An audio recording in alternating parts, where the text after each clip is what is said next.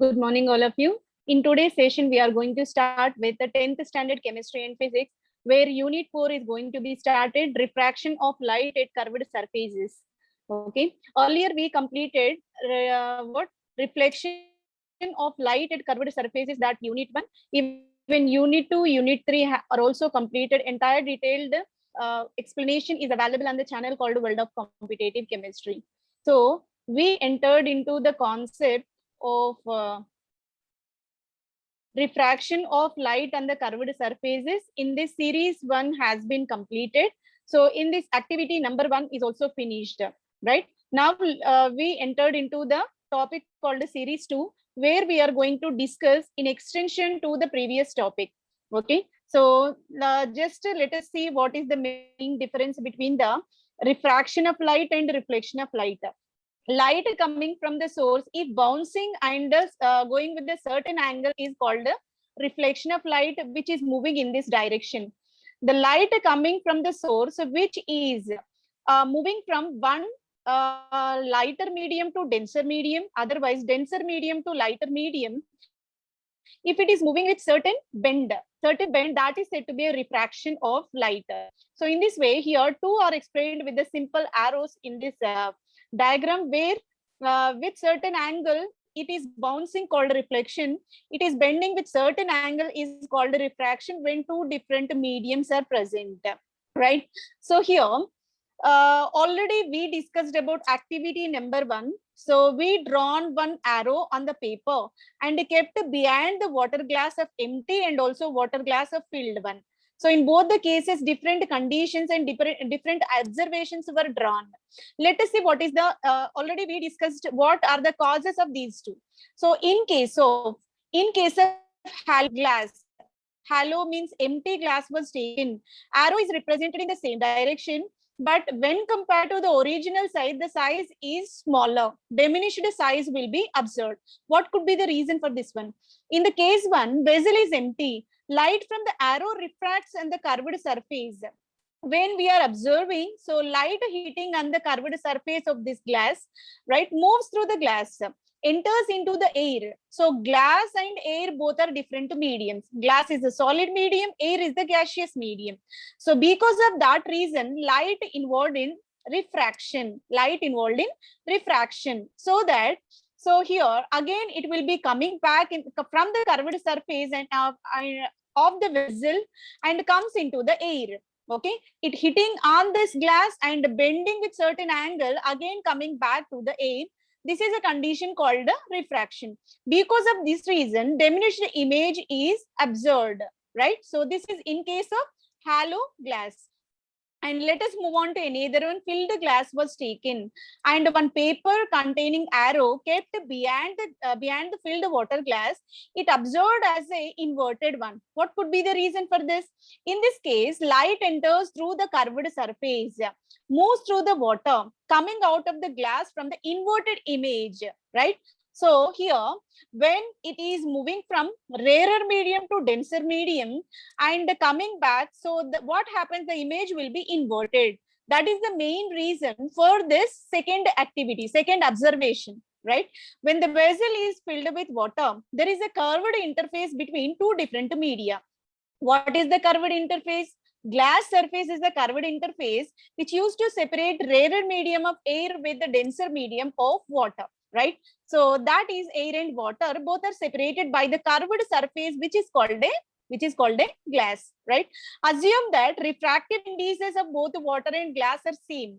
So we are considering water and glass are having both the same refractive indices, right? Glass are the same. They are really not equal. In general, they are not equal, but we are assuming both are equal. This setup of air and water separated by curved surface, which is shown in the figure, right? Let us assume outside region is purely composed of gaseous mixture called air, and inner area is filled with water, and both are separated by curved surface called glass. So this is the diagrammatic representation of the activity what we performed, right?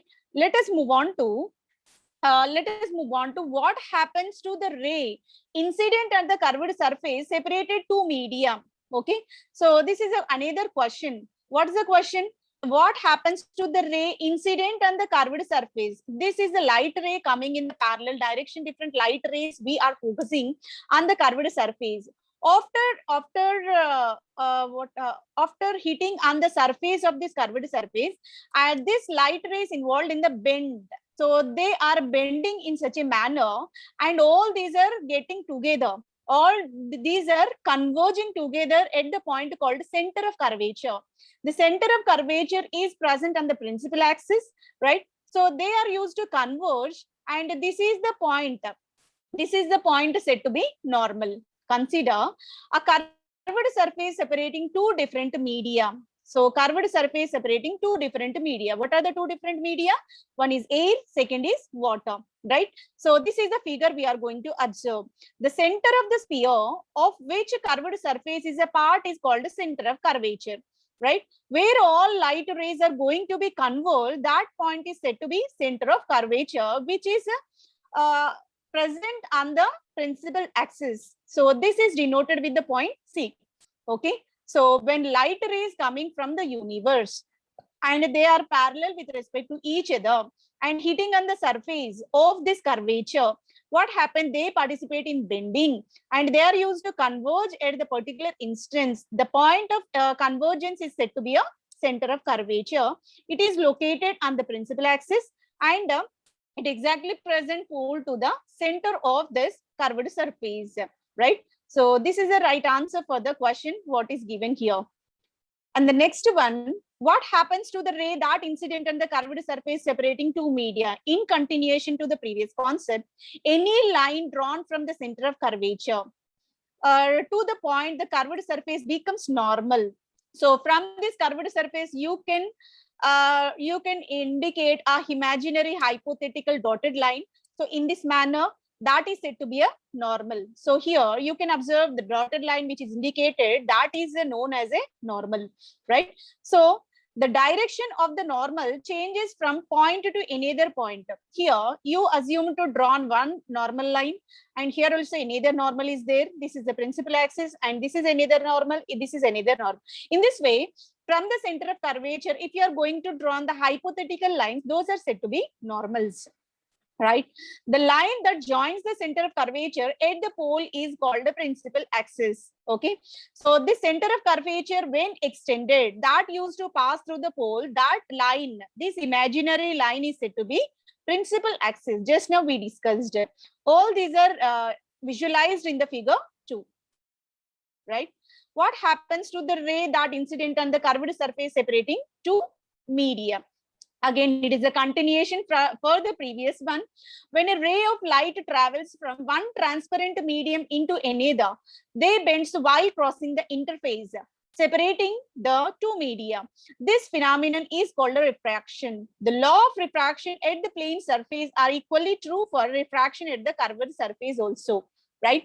So here the process is carried. What happens if we are separating incident ray between the two different media? What are the two different media? One is air and second is water.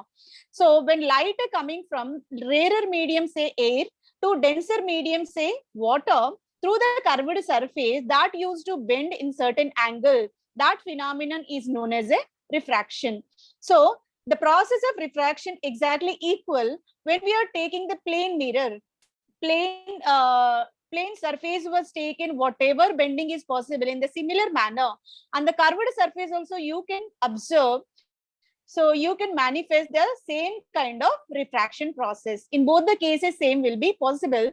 The phenomenon is known as refraction. Bending of light from one medium to another medium is called a refraction, right? So we are going to find the reason behind this. How do ray bend when they are incident on the curved surface? So why this kind of ray bending is possible and what is the main reason for this one? As in the case of plane surface, a ray will bend towards the normal if it is traveled from rarer to denser medium, and it bends away from the normal if it is traveling from denser to rarer medium. Means rarer to denser medium is nothing but when we are taking air and moving into water. So air is the rarer medium, lightweight, and water is the denser medium, right? So in that condition, light moving from rarer to denser medium, what happens? That used to bend towards the normal, towards the center of curvature, and they used to converge with each other. So this is a condition 1. And the condition 2, we are moving the light from denser medium to rarer medium. They are moving away from the normal. That is nothing but reciprocal. Vice versa is possible, right? Denser to rarer medium, here what happens? They are moving away from the normal, right? So this is a condition you can observe. So these are the simple representation of a curved surface and the separation of two different media. One is called air, rarer medium, water, denser medium, and this is a curved surface, right? So we perform the experiment based on these parameters. And next diagram represent light rays are moving in the parallel direction. So when they are hitting on the curved surface and moving into the interface having denser medium, so that bending is possible, and they are used to converge at the point C, just now we discussed. And this point C denotes what? Center of curvature, which is placed on the principal axis.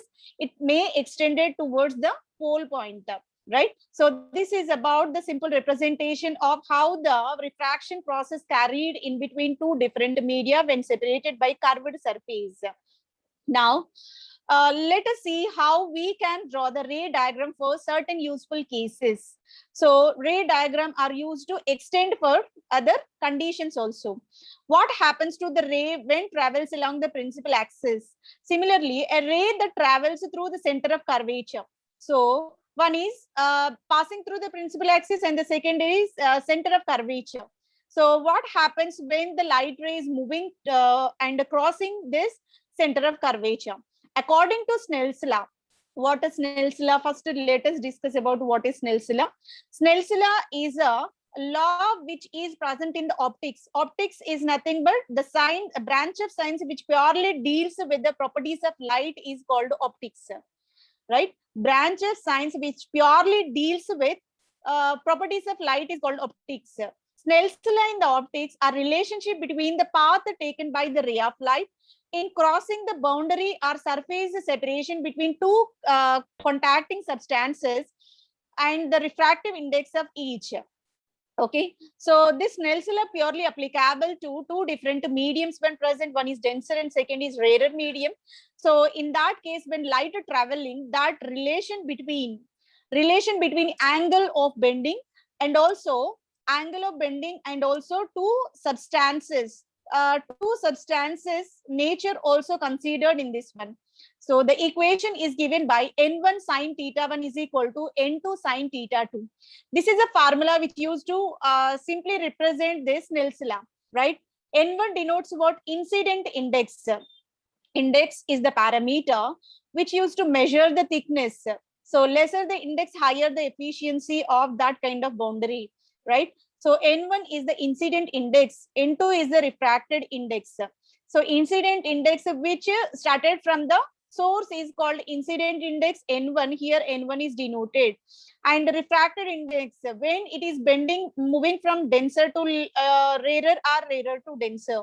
In that case, after bending, whatever refracted angle you can see, that index is given by refracted index N2. Theta 1 is nothing but incident angle. So angle which is generated due to the light which is generating from the incident light, and refracted angle. After bending, what is the angle generated? New angle originated is denoted as theta 2.